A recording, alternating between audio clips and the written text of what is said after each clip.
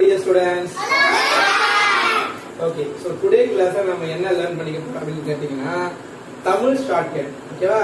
தமிழ்ல நம்ம மறக்க கூடாத ஞாபகம் வச்சுக்கிறது ஒன்னு இருக்கு. என்ன சார் அப்படினு கேட்டிங்கனா ஐந்திணைகள். அந்த ஐந்திணைகள் என்னென்ன சார் கேட்டிங்கனா குறிஞ்சி, முல்லை, மருதம், நெய்தல், பாலை.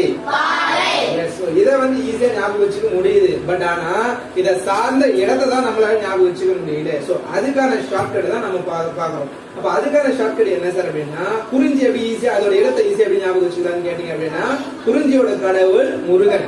எங்க சார் இருப்பான்னு பாத்தீங்கன்னா மலையில இருப்பார். அப்போ மலையும் மலை சார்ந்த இடமும் அதுதான் குறிஞ்சிக்கு.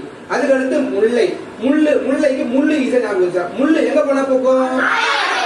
காட்டுக்கு போனா முள்ளு போகும். அப்போ காடும் காடு முடிஞ்சிருச்சு. அதுக்கடுத்து குறிஞ்சி, முல்லை, மருதம். மருதம்னா மருந்து. மருந்துனா எது மருந்து? உணவே மருந்து. அப்ப அந்த உணவை நம்ம எங்க இருந்து நம்ம தயாரிக்கிறோம்? அப்போ வயலும் வயல் சார்ந்த. அதுக்கடுத்து குறிஞ்சி, முல்லை, மருதம், நெய்தல். நெய்தல்னா நெய். நெய்ன்றது ஒரு திரவம், தண்ணின்றது ஒரு திரவம். அப்ப தண்ணி அதிகமா இருக்கிற இடம் எது? கடலும் கடல் சார்ந்த இடமும் தான் நெய்தல். லாஸ்ட் ஒண்ணே ஒண்ணு இருக்குது. என்ன? பாலை. பாலைனா பாலைவனம். பாலைவனத்துல என்ன அதிகமா இருக்கும்? எஸ், மணல் தான் அதிகமா இருக்கும். அப்போ மணலும் மணல் சார்ந்ததும் தான் பாலைவனம். ஈஸியா இருக்கா? ஈஸியா ஞாபகம் வச்சுக்கலாமா? எஸ், இதே மாதிரிதான் நம்ம டெய்லி ஒண்ணு வந்து ஈஸியா ஷார்ட்கட்டா வந்து ஒரு சப்ஜெக்ட் வந்து பார்க்க போறோம். எல்லாம் ஈஸியா ஞாபகம் வச்சுக்கலாம்ல?